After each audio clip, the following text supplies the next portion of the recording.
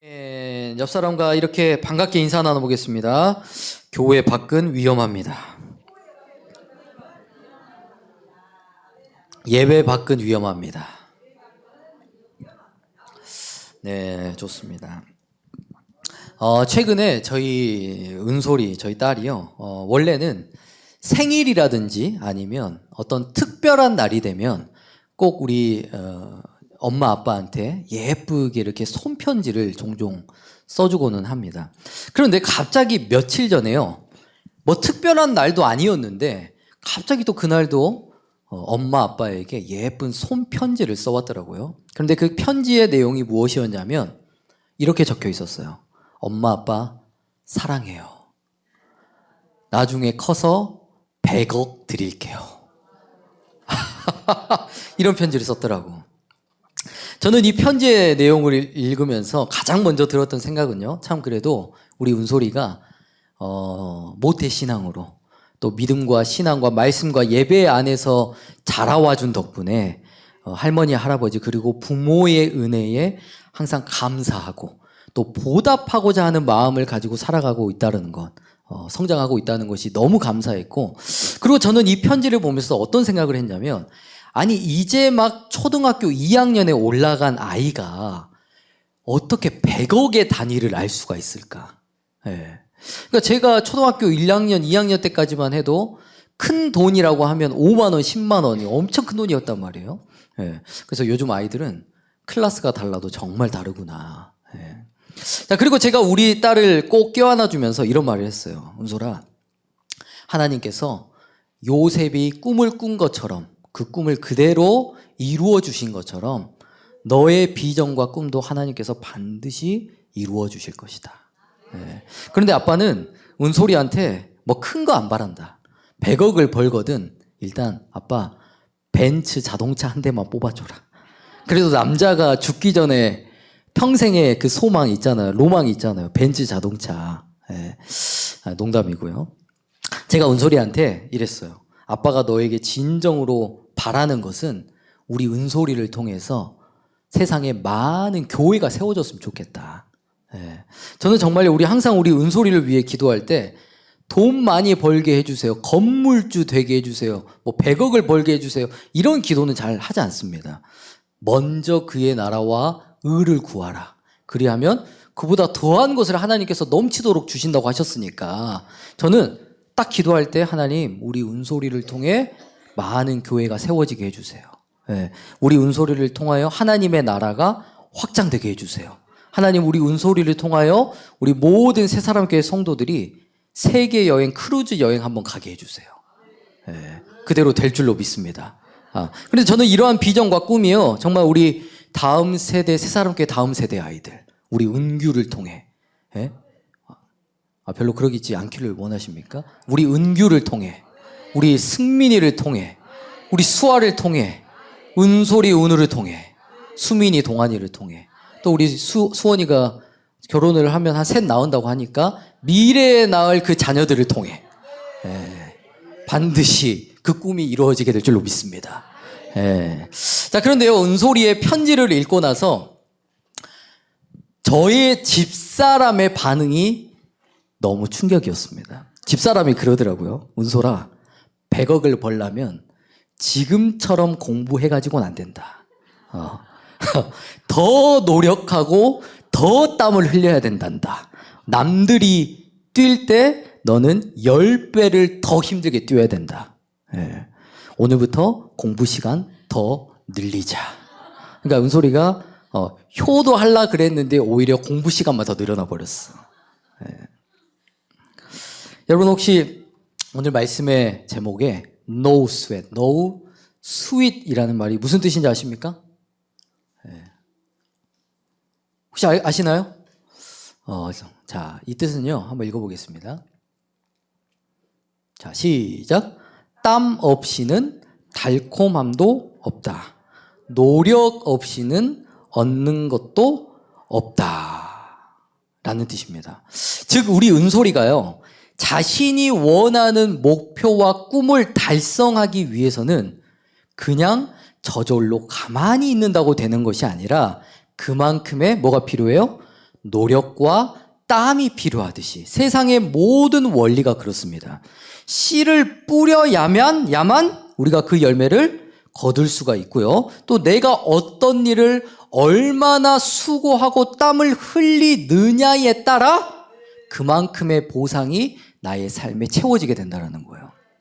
자, 요즘 아이들에게 꿈을 물어보면 돈 많은 백수, 건물주, 100만 게임 유튜버가 꿈이라고 합니다. 네. 자, 왜 그럴까요?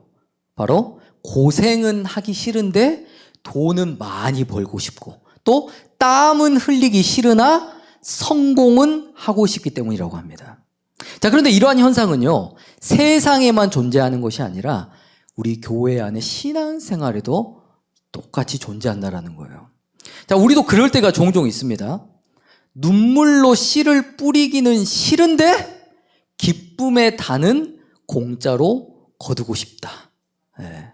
또 쉽게 예를 들어서 주일 점심밥을 차리는데 점심밥을 차리고 설거지는 하기 싫으나 밥만 먹고 싶다. 네. 또 나는 기도를 안 하면서 사단 마귀의 시험과 유혹에 넘어지지 않기를 바란다거나, 네. 또 죽도록 충성해야 생명의 면류관을 주신다고 하셨는데 죽도록 충성하라는 것은 빼놓고 그냥 가만히 앉아서 면류관만 상급으로 받으려고 하는 그런 요행주의적인 신앙생활이 우리 가운데도 많이 있다라는 거예요. 자, 다음 말씀 한번 읽어보겠습니다. 시작. 구하라. 그러면 너희에게 주실 것이요. 찾을 것이요. 문을 두드리라. 그러면 너희에게 열릴 것이니. 아멘. 자, 이 말씀에서 가장 중요한 단어는 바로 그러면이라고 하는 접속사인데요. 제가 오늘 설교를 준비하다가 성경에 그리하면 혹은 그러면이라고 하는 그 접속사가 총 몇 번이 등장하는지를 찾아봤어요. 몇 번이 등장하죠? 그리하면은 208회, 그러면은 87회가 등장합니다. 자, 그럼 이번에는 우리가 이 말씀을 한번 거꾸로 한번 생각을 해보겠습니다. 자, 구하라. 그리하면 너희에게 주실 것이요를 반대로 하면 뭐가 됩니까? 너희가 구하지 아니하면 하나님도 너희에게 주신다, 안 주신다? 주시지 않으신다. 또 너희가 찾지 않아? 그러면 그 문제의 해답을 나도 주지 않는다. 또 너희가 두드리지 않아? 그러면 그 문이 절대로 열리지 않는다. 그러니까 이게 무슨 뜻이냐면 하나님께서는 내가 어떤 일을 얼마만큼 순종하느냐에 따라 일을 하시는 분이지, 나는 아무것도 안 하면서 나는 아무런 순종도 안 하면서 하나님이 알아서 다 해주세요, 하나님이 알아서 다 채워주세요, 이런 요행주의 신앙을 하나님은 우리에게 바라신 적이 한 번도 없다라는 거예요. 우리가 성경의 역사를 봐도요, 언제 하나님의 역사가 일어났죠? 노아가 아무런 수고도 없이 피땀 눈물도 없이 방주를 완성했습니까? 아브라함이 아무것도 하지 않고 복의 근원이 됐나요? 다니엘은 하나님이 알아서 다 해주실 거야라는 아니란 생각에 빠져서 기도하기를 쉬어버렸습니까? 그렇지 않았습니다. 노아는요, 방주를 짓기 위해서 무려 100년이 넘는 세월 동안 피땀 눈물을 흘렸습니다. 아브라함은요, 하나님께서 지시한 땅으로 가라는 말씀에 순종함이 있었어요. 뿐만 아니라 다니엘은요, 하루에 3번씩 무릎을 꿇고 하나님께 감사하며 기도의 눈물을 뿌려왔기 때문에 하나님의 놀라운 은혜와 기적이 그들의 삶 속에 역사할 수 있었다는 거예요. 즉 다시 말해서 하나님의 역사는 항상 믿는 자들의 순종을 통해, 믿는 자들의 기도를 통해, 또 믿는 자들의 행함을 통해 지금까지 역사해 왔다라는 것입니다. 자, 그리고 오늘 말씀의 제목처럼 No sweat, no sweet 이라는 말과 아주 잘 어울리는 성경 구절이 한 가지가 있죠. 자, 시작. 눈물을 흘리며 씨를 뿌리는 자는 거두리로다.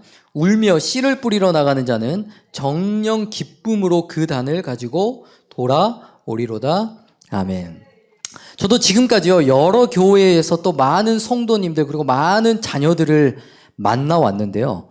비록 자녀들이 세상에서 방황하고 또 교회를 떠나 살았던 세월들이 있었지만 그럼에도 결국 하나님께 돌아오게 되는 자녀들이 공통적으로 했던 고백이 한 가지가 있었습니다. 그 고백이 무엇일까요? 바로 어머니의 기도와 어머니의 눈물이 나를 그리스도의 품으로 다시 돌아오게 만들었다라는 간증이었어요.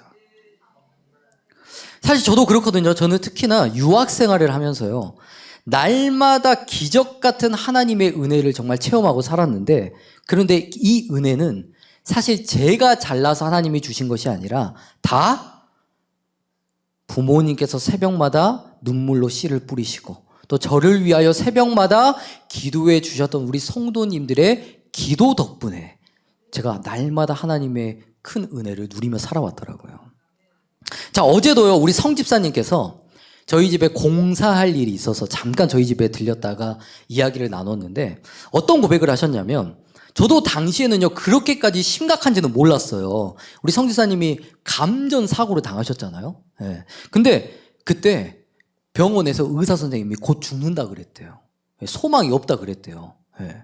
그래가지고 정말 생사를 오가면서 큰 고비를 넘기셨다라고 하는데, 우리 집사님께서요 한참 그 생사를 오가면서 하나님께서 여러 가지 환상과 음성을 보여주시는데 무엇을 보여주셨냐? 우리 목사님과 사모님 그리고 모든 성도님들이 나를 위해서 눈물로 하나님 앞에 기도하는 모습을 보여주시더라는 거야. 그리고 그 기도의 능력이 자신을 살게 만들었고 또 그 기도의 능력으로 인해 오늘도 내가 살아가고 있다는 것을 날마다 실감하신다고. 네. 그러니까 자, 우리가요 왜 기도를 하지 못하고 왜 자꾸만 기도하기를 쉬는 죄를 범하고 왜 기도하다가 자꾸만 포기하고 낙심해버리냐면 가장 큰 이유가 있어요. 바로 내 기도에 대한 응답의 확신이 없기 때문입니다. 네. 자, 다음 말씀 보겠습니다. 시작. 오직 믿음으로 구하고 조금도 의심하지 말라. 의심하는 자는 마치 바람에 밀려 요동하는 바닷물결 같으니 이런 사람은 무엇이든지 주께 얻기를 생각하지 말라. 아멘. 자, 우리 기독교 신앙에서 가장 중요한 첫 번째 스타트, 첫 번째 아주 중요한 단계가 있어요. 그게 뭐예요? 바로 믿음입니다. 믿음. 저는 특히나요, 우리 은우를 교육할 때 가장 강조하는 것이 있습니다. 바로 은우야, 너의 믿음대로 되고 너가 말하는 대로 이루어진다. 저는 이것을 가장 많이 강조해요. 네. 그런데 이것도 너무 과하니까 약간의 부작용이 또 생기기는 했는데, 예를 들어서 이제 약속 시간 30분 동안 TV를 은우가 열심히 봤어. 근데 애들은 30분 보면 양이 안 차잖아요. 그래서 저에게 와가지고 아빠 조금 더 보면 안 될까요? 30분만 더 보면 안 될까요? 이렇게 졸라요. 그럼 제가 은우한테, 은우야, 아빠가 뭐라고 할 것 같아? 그러면 아빠가 더 보라고 할 줄로 믿어. 그래 버려. 네. 또 예를 들어서 우리 은우가 뭔가를 크게 잘못을 했어요. 그래서 제가 은우야, 너 혼나야 되겠지? 오늘 몇 대 맞을래? 그러잖아요? 그러면 나는 아빠가 절대로 매를 안 때릴 줄로 믿는데. 아주 믿음이 충만하셔요. 그런데 저는 항상 우리 은우의 믿음대로 그렇게 해줬습니다. 제가 지금 무슨 말씀을 드리려고 하냐면, 우리와 하나님과의 관계도 이 믿음의 관계가 굉장히 중요하다는 거예요. 그러니까 왜냐하면 히브리서 11장 6절에 믿음이 없이는 하나님을 기쁘시게 하지 못하나니 하나님께 나아가는 자는 반드시 그가 계신 것과 또 그가 자기를 찾는 자들에게 상 주신 이심을 믿어야 한다고 말씀했거든. 하지만 항상 우리의 마음은요, 앞에 보신 말씀처럼 하나님의 응답에 대한 믿음과 확신으로 충만하기보다는 내가 새벽 기도 깨운다고 하나님이 도와주실까? 아니, 내가 생각해도 이 기도의 제목은 응답받기가 조금 예매한데, 아무리 전능하신 하나님이라고 할지라도 이거는 해결 못 해주실 것 같다. 내가 눈물로 씨를 뿌린다고 우리 자녀들의 삶이 과연 변화될까? 그러니까 우리가요, 전능하신 하나님을 믿는다면서도 하나님의 능력을 의심하고 이 예배의 자리에, 기도의 자리에 나와 있으면서도 하나님을 의심할 때가 너무 많다라는 거예요. 자, 하지만 앞에 말씀을 다시 보니까 이런 의심의 마음을 품는 자의 기도, 바람에 밀려 요동하는 바다의 물결 같은 그 믿음과 확신이 없는 기도는 하나님께서 응답하신다고 안 하신다고? 죽게 얻기를 생각하지 말라는 말. 자, 그렇다면 우리의 예배와 우리의 기도와 우리의 충성과 헌신이 하나님 앞에 상달되고 또 저와 여러분이 원하고 바라는 기도의 소원과 제목들이 응답받기 위해서는 가장 먼저 우리의 마음이 무엇으로 충만해지셔야 돼요? 바로 하나님이 오늘도 살아계신다는 확신. 그리고 그 살아계신 하나님께서 오늘도 나의 기도와 간구를 듣고 계신다는 확신. 또 그 기도와 간구를 들으신 하나님께서 완전한 때에 하나님의 때에 그 기도를 반드시 응답하실 거라는 믿음과 확신으로 우리가 먼저 충만해지셔야 된다는 거예요. 제가 얼마 전에 우리 은솔이 친구 생일 잔치를 데려다 주다가 교회에 다니시는 그 친구의 어머니랑 잠깐 대화를 나눈 적이 있었거든요. 근데 그분도 참 놀라운 고백을 하시는 거예요. 그분의 어머님이 정말 믿음이 좋으신 분인데 교회에서 기도를 많이 하시는 분이라 그래요. 근데 뭐 하나님 앞에 1000번제를 뭐 밥 먹듯이 하신대. 예. 그런데 신기한 게 뭐냐면 하나님 앞에 자신이 작정하고 1000번제를 드렸더니 1000번제를 드리니까 자녀의 문제가 해결이 돼버려요. 결혼 문제가 해결이 돼버려. 그러니까 내가 작정하고 하나님 앞에 믿음으로 1000번제 하는 모든 기도마다 응답이 되지 않았던 게 하나도 없었다라는 거예요. 네. 그래서 제가 그 이야기를 듣고 어떤 감동을 받았냐면, 하나님은 이처럼 믿음으로 구하는 기도에는 반드시 응답하시는 분이다. 뿐만 아니라 기도하는 부모의 자녀들은 하나님이 망하게 하지 않으신다라는 거예요. 자, 우리 성도님들도 그렇잖아요. 부지런히 새벽 제단을 쌓으시는 여러분 이유가 뭐예요? 그 맛을 알기 때문에. 네. 내가 새벽에 눈물로 씨를 뿌리는 일이 얼마나 자녀들의 삶에 놀라운 역사를 이루어가고 있는가를 알기 때문에 우리는 새벽을 깨우는 거잖아요. 네. 여러분, 우리 새사람교회 이 기도의 재단이요, 얼마나 큰 권세와 능력이 있는지 여러분들이 잘 모르시는 것 같아요. 그래서 제가 진짜 이 이야기는 평생 안 하려고 했어. 부끄러운 간증이 하나 있는데 오늘 처음으로 좀 해보려고 합니다. 제가 강도사 고시를 볼 때 제가 아무래도 남들보다 사역과 신학을 늦게 시작했어요. 그래서 제가 보기에도 제 자신이 부족함과 연약함이 너무 많다고 느껴졌다 보니까 도저히 안 되겠다. 나는 아직 안 된다. 나는 절대로 강도사가 되면 안 될 자격이다. 나는. 그래서 1년만 꿀차. 전도사로 딱 1년만 더 훈련받고 내년에는 강도사 고시를 제대로 준비하자. 자, 이런 마음이었어요. 예. 그래서 그런 마음을 품고요. 정말로 강도사 고시 준비를요, 공부를 한 번도 안 했습니다. 한 번도. 예. 자, 하지만 아무래도 우리 아버지 이제 목사님의 눈치가 보이잖아요. 그래서 할 수 없이 이제 강도사 고시를 보러 서울에 올라갔어요. 그래서 시험 보기 전날 우리 아하론 목사님하고 여러 이제 동기 목사님들하고 전사님들하고 숙소를 잡아서 이제 벼락치기 공부를 시켜주더라고. 한 2시간 동안 정말 이것은 내일 시험에 무조건 나온다는 요점 정리를 과외를 조아론 목사가 2시간 동안 빡세게 시켜준 거야. 그리고 그 다음날 이제 시험 시간이 됐어요. 그래서 제가 시험 전에 하나님 앞에 기도를 하면서, 하나님, 제가 다른 과목은 다 떨어져도 좋은데 교회사 하나만 딱 붙게 해주세요. 왜냐하면 교회사가 고시 중에 제일 어려워요. 이 교회사 과목은 공부하지 않고서는 절대로 통과할 수 없는 과목이에요. 하여튼. 예. 근데 제가 시험을 이렇게 보는데 이상하게 쉬운 과목들은 다 어렵게 느껴져. 답이 안 보여. 그런데 정작 가장 어렵다는 교회사가 엄청 쉽게 느껴지는 거예요. 막.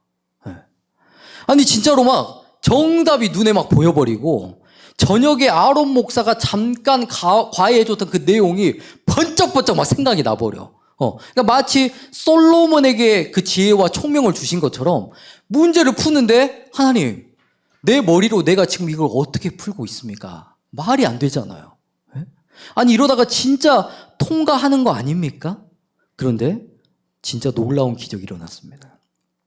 가장 어렵다는 그 교회사가 2시간 공부하고 붙어버렸어. 그리고 가장 쉬운 조직신학 과목이 떨어져 버린 거예요. 네. 그런데 하나님의 섭리가 참 신기한 게 제가 만약에 그때 쉬운 과목까지 몽땅 다 통과해 버렸다면 엄청 교만해졌을 거거든요, 제가. 하지만 머리털까지도 세심받으신 하나님께서 제가 교만해질 것을 아시고 제가 기도한 대로 교회사만 붙여주셨더라고, 글쎄. 자, 그런데 하나님께서 도대체 왜 미련하고 연약한 저에게 이러한 놀라운 은혜와 기적과 응답을 베풀어 주셨을까요? 왜요? 여기에는 한 가지 엄청난 비결이 있었습니다. 바로 제가 강도사 고시를 치르는 그날 우리 목사님, 사모님과 성도님들이 교회에 모여서 강도사 고시 합격하게 해달라고 중보하며 열심히 기도해 주셨다는 거예요.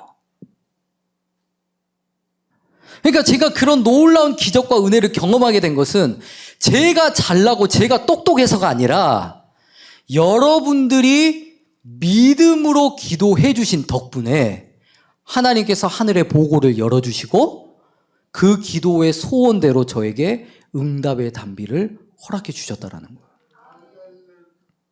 저는 그때 이야, 우리 새사람교회 진짜 살아있구나. 우리 새사람교회 기도발이 진짜 장난 아니구나. 예. 내가 오늘도 새사람교회 기도발로 내가 살아가고 있구나. 정말 절실히 깨닫는 기회가 되었습니다. 따라서 여러분들이 앉아 계시는 이 기도의 자리, 예배의 재단이요, 여러분 절대로 무시할 자리가 아니에요. 예. 이 권세를 여러분들이 정말 적극적으로 활용하셔야 됩니다. 예. 이 기도의 재단에 여러분들이 믿음대로 수고하고 눈물로 씨를 뿌린 것만큼 하나님께서 반드시 기쁨의 단으로 거두게 하실 거라고 저는 확신합니다. 자, 그래서 우리가 하나님 앞에 자꾸만 기도하기를 쉬는 죄를 범하게 되고 또 기도하다가 낙심하게 되는 가장 첫 번째 원인이 뭐라고요? 하나님의 살아계심에 대한 말씀에 대한 응답에 대한 믿음과 확신이 없기 때문이다.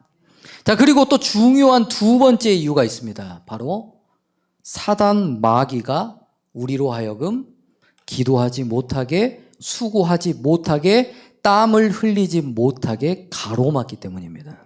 자, 제가 오늘 사단 마귀가 하는 일에 대한 몇 가지 성경 구절을 가져왔는데요. 읽어보겠습니다. 시작.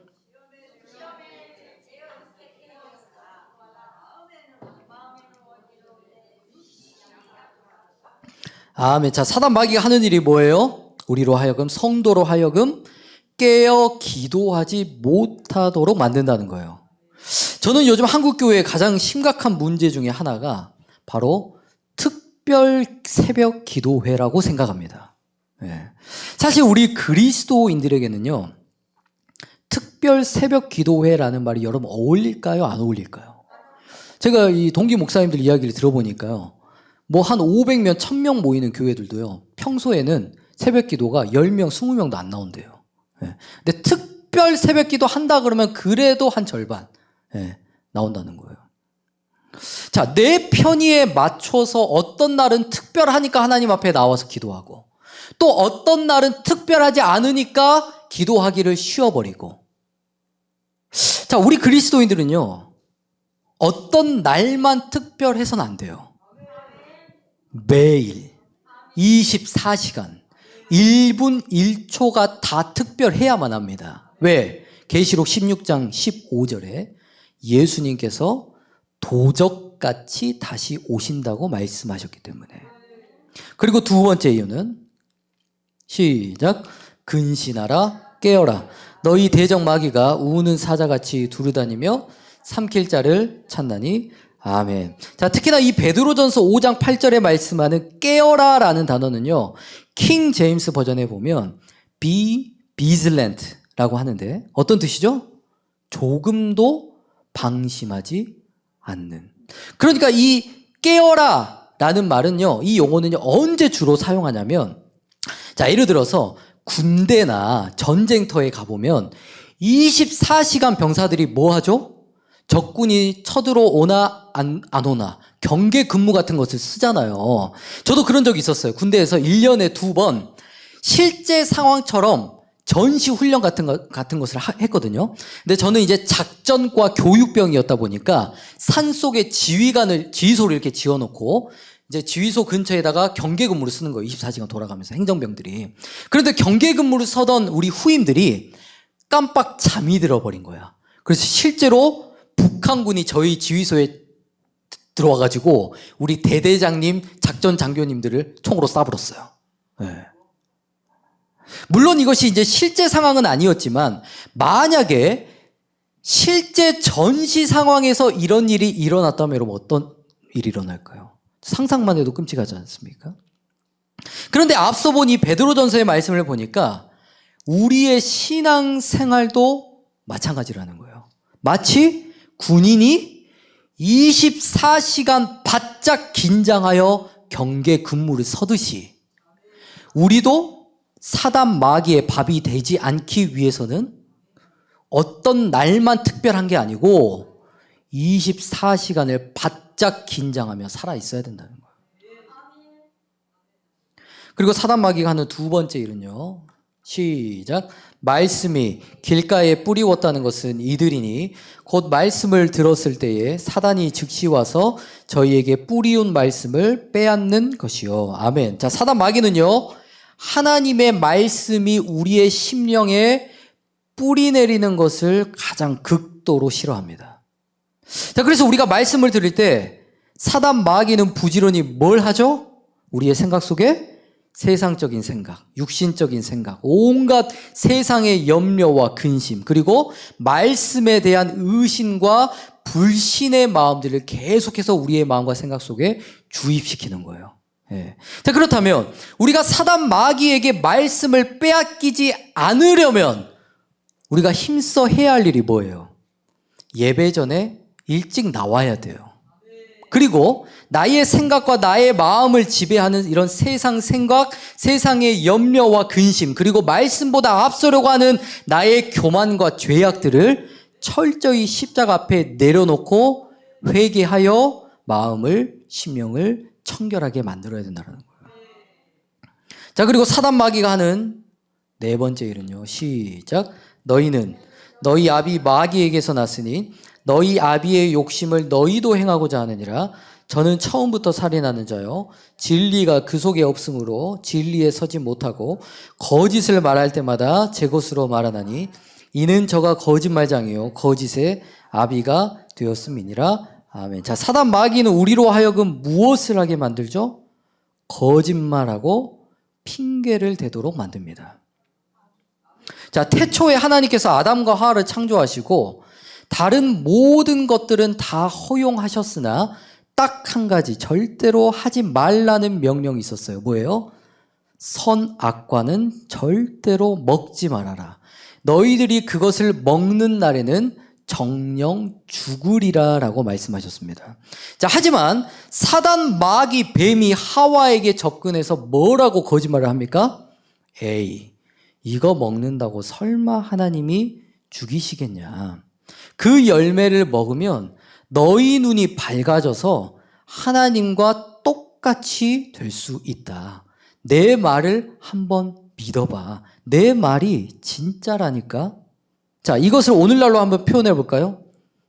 계시록 21장 8절에 보면 우상 숭배하는 자와 거짓말하는 자는 불과 유황으로 타는 못, 곧 지옥에 간다고 말씀했습니다. 자, 하지만 사단 마귀는 여러분들의 귀에 속삭이면서 이렇게 말하는 거예요. 우상숭배 그거 하나 한다고 지옥에 가지 않아. 거짓말 그게 뭔 대수라고.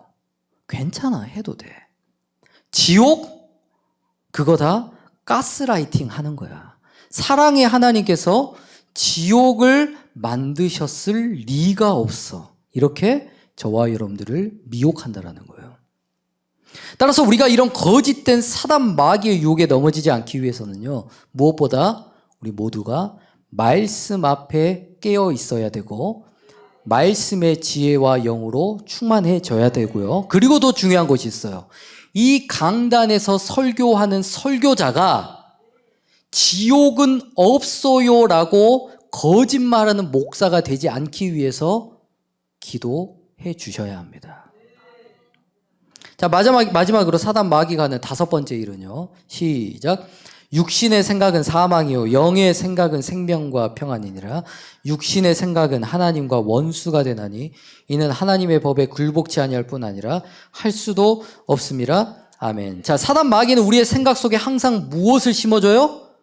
하나님과 원수가 되는 육신의 생각을 계속 심어준대요. 자, 그러면 우리의 생각 속에 영의 생각이 아니라 사단이 주는 육신의 생각으로 가득해지면 저절로 우리의 행동과 우리의 삶 가운데 어떤 열매가 나타날 수밖에 없을까요? 육신의 일. 시작. 육체의 일은 현저하니 곧 음행과 더러운 것과 호색과 우상숭배와 술수와 원수를 맺는 것과 분쟁과 시기와 분냄과 당짓는 것과 불리함과 이단과 투기와 술취함과 방탕함과 또 그와 같은 것들이라. 전에 너희에게 경계한 것 같이 경계하노니 이런 일을 하는 자들은 하나님의 나라를 유업으로 받지 못할 것이요. 아멘. 즉 사단 마귀는요, 성도가 기도에 투자해야 할 시간에, 예배에 투자해야 할 열정, 그리고 순종과 충성에 투자해야 할 여러분들의 땀과 열정을, 여러분들의 정력을 어디에 쏟게 만든다는 거예요? 하나님과 원수가 되는 이런 육체의 일에 쏟아붓도록 만든다는 거예요. 그럼 결국 그 영혼은 어떻게 될까요? 마귀의 종이 돼버리겠죠. 자, 그러면 주님의 몸된 교회를 무너뜨리게 되고 성도와 목회자들을 이간하고 당짓는 죄를 짓게 되고 결국 성령을 회방하는 죄를 짓게 만든다라는 것입니다. 자, 그런데 앞에 말씀 21절에 보면요, 이런 육체의 일을 하는 자들은 무엇을 유업으로 받지 못한다? 하나님의 나라를 유업으로 받지 못한다고 말씀합니다. 자, 시간이 많이 가서 정말 마지막으로 하나만 더 나누고 말씀을 마치겠습니다. 자, 미국의 트럼프 대통령이요, 어떤 방송에 나와서 우울증을 극복하는 최고의 방법을 알려주더라고요. 자, 트럼프 대통령이 뭐라고 알려줬을까요? 미국의 가장 유명한 대학 교수를 만나봐라? 아니면 1억짜리 주사를 맞아봐라? 1년 동안 해외여행 다니면서 푹 쉬어라? 찜질방 가서 한 5시간 목욕 쫙 하면 우울증이 사라질 것이다? 그랬을까요? 자, 시작. 죽도록 열심히 일해라. 죽도록 열심히 살아라. 우울증에 걸릴 시간조차 없을 정도로 열심히 움직여라. 저는 이 내용을 오늘 나눴던 말씀의 내용을 토대로 이렇게 한번 해석해 봤습니다. 영적 우울증을 극복하는 최고의 방법. 시작. 죽도록 열심히 기도해라. 죽도록 열심히 예배해라. 우울증에 걸릴 시간조차 없을 정도로 열심히 충성해라. 자, 오늘 본문 말씀에도 그렇게 말씀하죠. 시작. 내가 이르노니 너희는 성령을 쫓아 행하라. 그리하면 육체의 욕심을 이루지 아니하리라. 아멘. 자, 어떤 심리학자가요, 이런 말을 하더라고요. 사람의 인생은요, 사람의 생각대로 흘러가는 게 아니라 사람의 행동하는 대로 흘러간다. 예. 즉, 다시 말해서 우리가 그저 머릿속으로 생각으로만 나는 성령의 일에 힘써야겠다. 내 삶에 은혜가 좀 충만했으면 좋겠다. 제발 이 영적 나태함과 우울증에서 하루빨리 해방되었으면 좋겠다. 사단 마귀 시험에 내가 절대로 넘어지지 않아야겠다. 이렇게 생각만 한다고 해서 우리의 삶의 선한 역사가 나타나는 게 아니라는 거예요.